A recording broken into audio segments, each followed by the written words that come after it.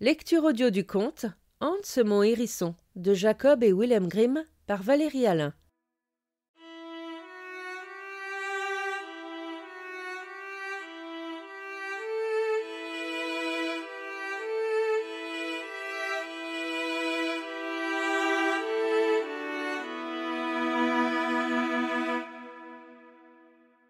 Il était une fois un paysan qui avait de l'argent et des biens en suffisance, mais, tout riche qu'il était, il manquait tout de même quelque chose à son bonheur.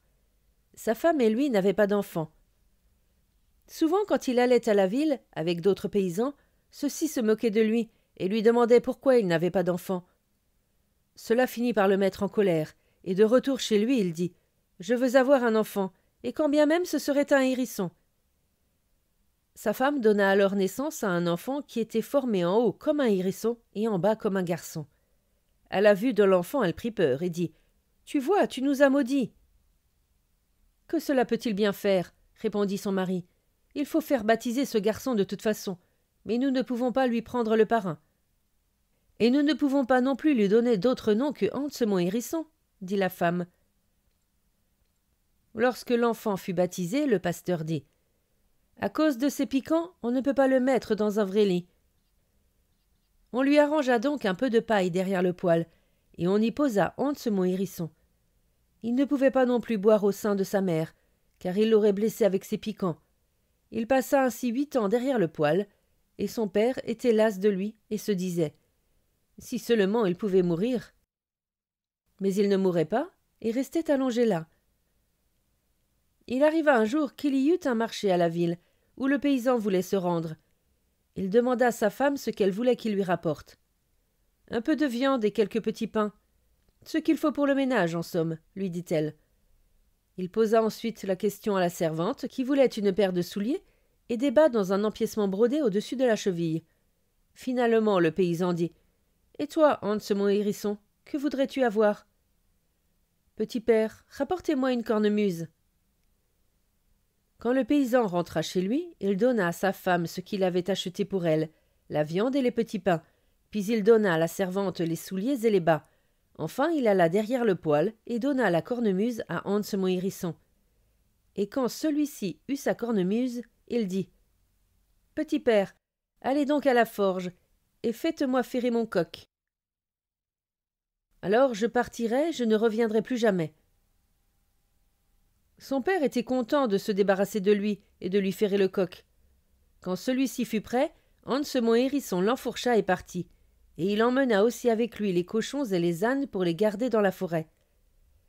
Là-bas, le coq dut aller se poser avec lui dans un grand arbre. Hans mon hérisson était perché là-haut, et il gardait les cochons et les ânes, et il y resta pendant de longues années, jusqu'à ce que le troupeau se soit agrandi. Son père ne savait pas ce qu'il était devenu, mais pendant qu'il était perché dans l'arbre, il soufflait dans sa cornemuse et jouait de la musique, et c'était très beau. Un jour, le roi passa par là. Il s'était égaré et entendit la musique. Il s'en étonna et envoya son serviteur pour voir d'où venait cette musique. Le serviteur regarda autour de lui, mais il ne vit rien, hormis un petit animal perché en haut de l'arbre. Cela ressemblait à un coq sur lequel était monté un hérisson, et c'est lui qui faisait cette musique. Le roi dit alors à son serviteur de lui demander pourquoi il était perché là-haut, et s'il savait où était le chemin qui menait dans son royaume.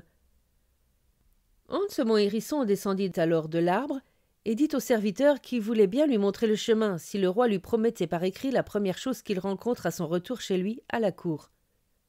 Le roi se dit alors « Je peux très bien le faire. De toute façon, Hans mon hérisson ne le comprendra pas, et je peux écrire ce que je veux. » Il prit alors une plume et de l'encre, et écrivit quelque chose.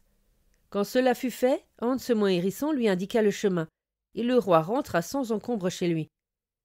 Cependant, quand sa fille le vit arriver de loin, sa joie fut si grande qu'elle se précipita à sa rencontre et l'embrassa. Le roi se souvint alors de Hans mon hérisson, et raconta à sa fille ce qui lui était arrivé, et qu'il avait dû promettre par écrit à cet étrange animal la première chose qu'il rencontrerait à son retour chez lui. Cet animal était monté à califourchon sur un coq, comme si c'était un cheval, et il jouait fort joliment de la musique.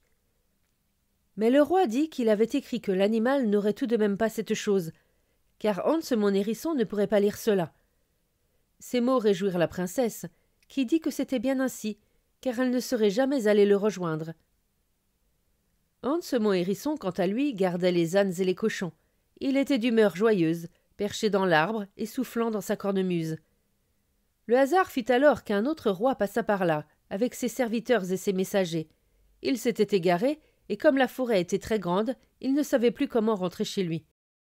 Lui aussi il entendit cette belle musique de loin, et demanda à son messager ce que cela pouvait bien être, en lui disant d'aller voir. Le messager alla se placer sous l'arbre, et vit le coq qui y était perché, avec Hans mon hérisson sur le dos. Le messager lui demanda ce qu'il faisait là-haut. « Je garde mes ânes et mes cochons. Mais quel est votre désir ?» lui répondit Hans mon hérisson. Le messager lui dit qu'il s'était perdu et qu'il ne parvenait pas à rentrer dans le royaume. Ne pourrait-il pas leur montrer le chemin? Hans mon hérisson descendit donc de l'arbre avec son coq et dit au vieux roi qu'il voulait bien lui montrer le chemin s'il acceptait tout d'abord de lui donner la première chose qu'il rencontrerait chez lui quand il arriverait devant son château. Le roi acquiesça et lui donna une promesse écrite.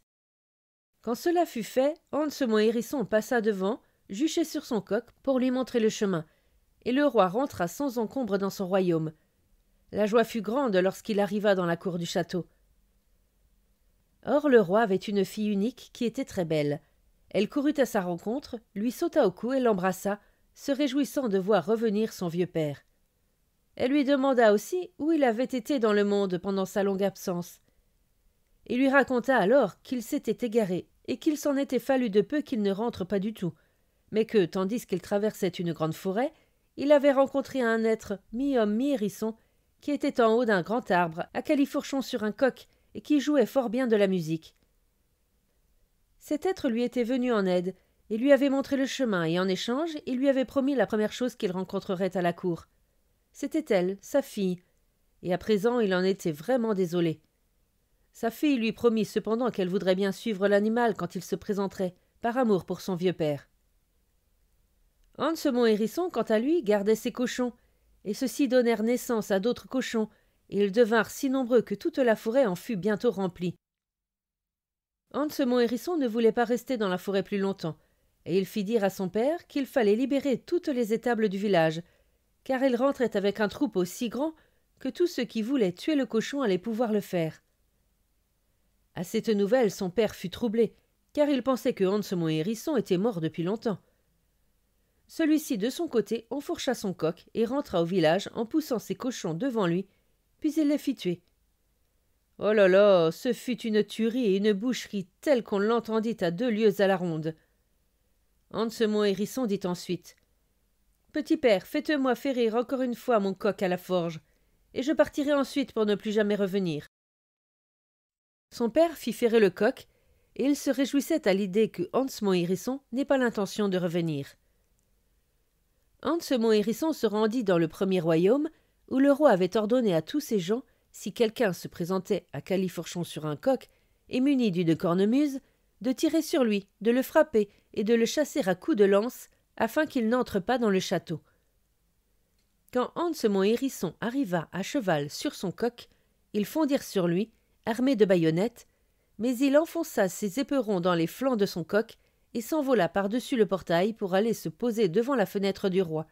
Puis il cria à celui-ci qu'il devait lui donner ce qu'il lui avait promis, sinon il les tuerait, sa fille et lui. Le roi parla alors gentiment à sa fille et lui demanda de sortir voir Hans mon hérisson, afin de sauver sa vie et la sienne. Elle s'habilla donc de blanc, et son père lui donna un carrosse attelé de 6 chevaux, ainsi que d'excellents serviteurs, de l'argent et des biens. Elle y monta, et Hans mon hérisson s'installa à ses côtés avec son coq et sa cornemuse. Puis ils dirent adieu au roi et partirent.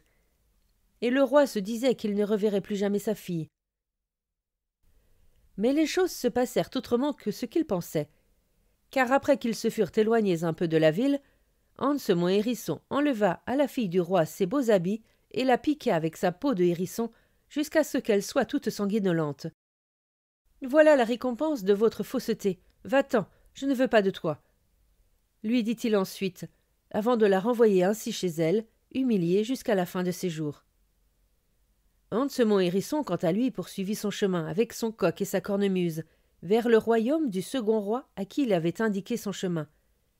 Ce dernier avait donné ordre à ses hommes, s'il arrivait quelqu'un qui était fait comme Hans mon hérisson, de présenter les armes, de le laisser rentrer librement, de crier des vivats et de le conduire au château. Quand la fille du roi le vit, elle prit peur, parce qu'il avait vraiment l'air étrange. Mais elle se dit qu'il ne pouvait en être autrement, puisqu'elle l'avait promis à son père. Elle souhaita donc la bienvenue à Hans mon hérisson, et on célébra leur mariage. Il l'accompagna à la table du roi, elle prit place à côté de lui, puis ils mangèrent et burent. Mais quand vint le soir, et que l'heure d'aller se coucher approcha, elle se mit à avoir peur de ses piquants. Cependant il lui dit d'être sans crainte, car il ne lui ferait aucun mal. Puis il demanda au vieux roi d'ordonner à Catrope de monter la garde à la porte de la chambre, et d'allumer un grand feu. Quand il entrerait dans la chambre et qu'il se mettrait au lit, il sortirait de sa peau de hérisson et poserait celle-ci au pied du lit. Les hommes devaient alors accourir et jeter la peau au feu, et ne pas s'en éloigner jusqu'à ce que les flammes l'aient complètement détruite. Quand la cloche sonna 11 heures, Hans mon hérisson entra dans la chambre, ôta sa peau de hérisson et la laissa au pied du lit. Les hommes du roi vinrent alors vite la chercher et la jetèrent au feu. Et quand celui-ci l'eut complètement dévorée, Hans mon hérisson fut délivré. Il était allongé dans le lit et était en tout point semblable à un homme, mais il était noir comme du charbon, comme si on l'avait brûlé. Le roi envoya chercher son médecin, qui le baigna avec des onguents bienfaisants et l'enduisit de baume, à la suite de quoi il devint blanc, et c'était un beau jeune homme. La fille du roi se réjouit en voyant cela, et le lendemain matin, c'est dans la joie qu'ils vinrent prendre place à table et qu'ils mangèrent et burent. C'est alors qu'on fêta vraiment leur mariage, et Hans mon hérisson reçut en héritage le royaume du vieux roi. Au bout de quelques années, il se rendit chez son père avec son épouse, et dit à celui-ci qu'il était son fils. Mais son père lui répondit qu'il n'avait pas de fils. Il n'en avait eu qu'un, qui était né avec des piquants comme un hérisson, et qui était parti de par le monde. Hans mon hérisson se fit alors reconnaître, et son vieux père se réjouit, puis il l'accompagna dans son royaume. Mon conte est fini. Il va chez Augustine, devant son logis.